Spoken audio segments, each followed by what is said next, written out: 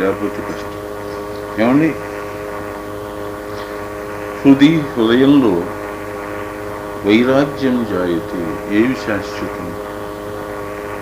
జీవితం బుద్భుతప్రాయం. అనంతకాలంలో చూస్తే ఒక బుడగ ఒక్క నిమిషంలో పుట్టి 10 సెకండ్లో పుట్టి 10 సెకండ్లో చచ్చేపు. ఆ అనంతకాలంతో చూస్తే మన జీవితాలు ఈ 70-60 ఏళ్ళ జీవితాలు 6 సెకండ్లు కూడా కాదు, 6 మైక్రో సెకండ్లు కూడా కాదు. ఈ కాస్త జీవితంలో మనం ఎన్ని రకాలైనటువంటి విలయతాండవాలు మనస్సు చేత చేస్తున్నాము ఆలోచిస్తే అది వచ్చే వైరాగ్యం, అది దానివల్ల విసిగిపోయి దీనివల్ల ఏం శాస్త్రం అని అనుకుంటే అది వైరాగ్యం. విరక్తస్యతు సంసారాత్ జ్ఞానం కైవల్య సాధనం. అట్టి విరక్తుడైనటువంటి సంసారాత్ మాయ నుంచి, విరక్తుడైనటువంటి వానికి కలిగే జ్ఞానం అంటే దృష్టి, ఆలోచన, అది కైవల్య సాధనం. అది నిన్ను సమాధి స్థితికి తీసుకుపోయి బ్రహ్మ సాన్నిధ్యాన్ని నీ ఆత్మకి ఇస్తుంది. తేనా దాని చేత పాశాపహాని స్యాత్, ఈ బంధములోంచి మోక్షం అవుతాయి. జ్ఞాత్వా అట్లా అవుతుందని తెలిసి దేవం సదాశివం, సదాశివుడిగా ఆత్మని ఎవరైతే ధ్యానిస్తారో అట్టి వానికి ఈ రకమైన వైరాగ్య జ్ఞాన సంపత్తి కలుగుతుంది. జ్ఞానామృత రసో ఏన సకృదాస్వాదితో భవేత్. జ్ఞానము చేత వచ్చిన అమృత రసము ఎవని చేత జ్ఞానామృత రస, జ్ఞానామృతం అనేటటువంటి ఆనందలబ్ధి సకృత్తు కొంచెముగా అయినా అప్పుడప్పుడైనా ఆస్వాదితో భవేత్, ఆస్వాదించటం జరుగుతుంటే సర్వకార్యం ఉత్సృజ్య, అతడు అన్ని పనులను వదిలిపెట్టి తత్రైవ పరిధావతి, ఆనందం కోసమే పరిగెత్తాడు. లోకంలో అనేక పనులున్నా కూడా అనేక పనుల నడుమ వీడు మళ్ళీ నా ధ్యాన సమయం అవుతుంది, నా యోగం సమయం అవుతుంది, అక్కడ పరిగెత్తాడు. అప్పుడు అది నిన్ను నడుపుతుంది. మొదట మనం ధ్యానాన్ని మనం నడపాలి, యోగాన్ని మనం నడపాలి, తర్వాత అదే మనం నడుపుతుంది. కూర్చోకుండా ఉండలేవు. ఆ సమయం వచ్చి తక్కువ కడుమూతుంది.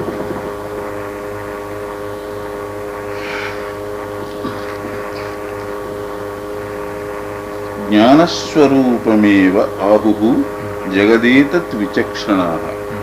విచక్షణాః బ్రహ్మ వివేకము కలిగిన వారు, ఏతత్ జగత్ ఈ లోకము జ్ఞానస్వరూపమేవ ఆహుః, జ్ఞానం యొక్క స్వరూపమే అన్నారు. జ్ఞానం లేని వాడికి ఇది అజ్ఞాన స్వరూపం, జ్ఞానం ఉన్నవాడికి జ్ఞాన స్వరూపం, దివ్యుడైన వానికి దివ్య స్వరూపం, ఆత్మ అయిన వానికి పరమాత్మ స్వరూపం. యో యది ఇచ్ఛతి తస్య తత్ అని అందుకే వేదంలో చెప్పారు. నీవు ఎట్లా చూస్తే అవతల వాడు అలా కనిపిస్తారయ్యా. నీ దృష్టి ఏమిటి ముందు ఆలోచించమే. నీ దృష్టి శివదృష్టి సమదృష్టి అవుతుందా కావటం లేదని మనకంతలో మనమే లెక్కేసుకోవాలి. అవతల వాళ్ళు ఎవరైతే నీకెందుకయ్యా, నీవెవరో కనుక్కో ముందు.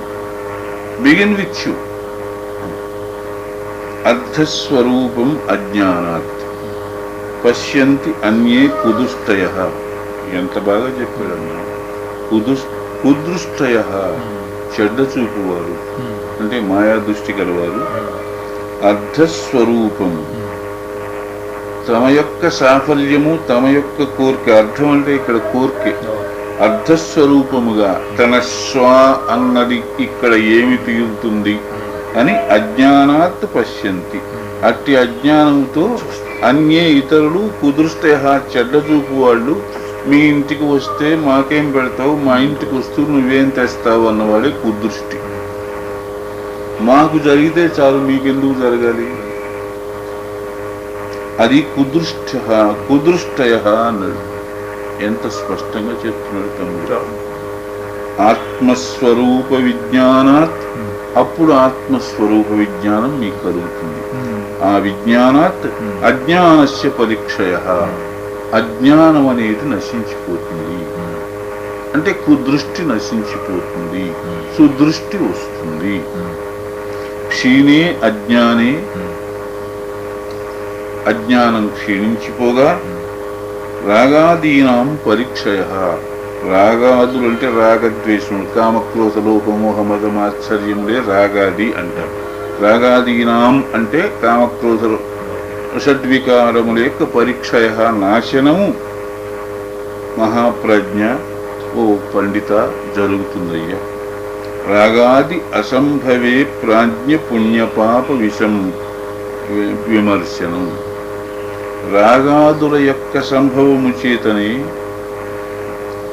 రాగాది అసంభవే అంటే నీ ఇష్టం చెల్లకపోతే లేదా చెల్లితే పుణ్యం అనుకుంటావు, చెల్లకపోతే పాపం అనుకుంటావు. ఇటు విమర్శనం నువ్వు చేస్తావు వైరాగ్య దృష్టి లేకపోతే. నీ శ్వాకి అది బాగుంటే అది పుణ్యం అంటావు, నీ శ్వాకి అది వైఫల్యం అయితే అది పాపం అంటావు. అది కూడా తప్పయ్యా, అది వైరాగ్య భావన కాదు, స్వార్థ భావన.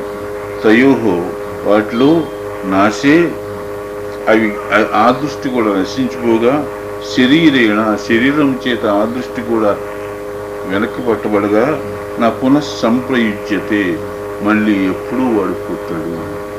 ఇటువంటి మంచి దృష్టి కనుక వాడికి వస్తే వాడు పునర్జన్మ అపునర్భవుడవుతాడు. పాపం చేత, పుణ్యం చేత అపునర్భవుడవుతాడు. ఇది 6వ ఖండం సమాప్తం.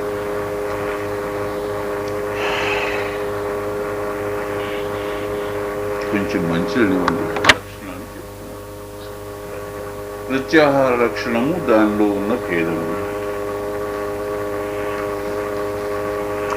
అత సంప్రవక్ష్యామి.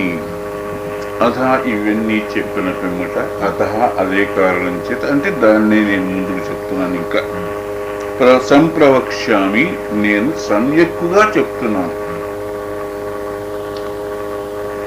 ఏది చెప్తుంది ఇప్పుడు? అవన్నీ ఏంటంటే ప్రత్యాహార మహాముని, ఓ సాంస్కృతి మహాముని, ప్రత్యాహారం సంప్రవక్ష్యామి. ప్రత్యాహారం గురించి ఇప్పుడు వివరాలు భేదాలు చెప్తాను. ఇంద్రియాణం విచరతాం. ఇంద్రియములు చరిస్తూ ఉన్నప్పుడు అంటే జాగ్రత్త అవస్థలో ఉన్నప్పుడు, విషయేషు స్వభావతః ఈ ప్రాపంచికమునందున్న పదార్థముల యందు దృష్టిని, ఆకర్షణని, ఇష్టానిష్టాలని, దాని స్వభావం చేత ఇంద్రియాల స్వభావం ముందర బయట ఉన్న ప్రపంచంలోని ఇష్టానిష్టాలని వెతుక్కోవటం. బరాత్ ఆహరణం తేషాం. వాటిని అట్టి విషయాల నుంచి మనస్సును వెనక్కి మరలించటం ప్రత్యాహారం ఉచ్యతే. దాన్ని ప్రత్యాహారము అంటారు. ఏమిటి? విషయ దృష్టితో అంటే లౌకికమైన నామరూపములయందే చరించే మనస్సుని, అశాశ్వతమునకు మాత్రమే ఇష్టమైన మనస్సుని శాశ్వతంలోకి వెళ్ళవలి వెనక్కి లాగటమే ప్రత్యాహారం. ప్రత్యాహారం అంటే వెనక్కి లాగటం. బహిర్దృష్టిని అంతర్దృష్టిగా మార్చటమే ప్రత్యాహారం. బహిర్దృష్టి అంటే మనం అందరం చూసే ఈ ఇంద్రియములతో వచ్చిన దృష్టి, ఈ ఇంద్రియములతో వచ్చిన ప్రపంచ జ్ఞానమే బహిర్దృష్టి. అంతర్దృష్టి అంటే ఇది అంతా శాశ్వతము కాదు, ఇది చూచే నీవు శాశ్వతము కాదు, శాశ్వతము ఎక్కడో దాగి ఉన్నది, అది ఏమిటో నా దగ్గర నుంచి మొదలు పెడతానని ఆత్మ అది అని తెలుసుకోవటం ప్రత్యాహారం యొక్క ఫలితం. ముందర ఆత్మ, తర్వాత పరమాత్మ.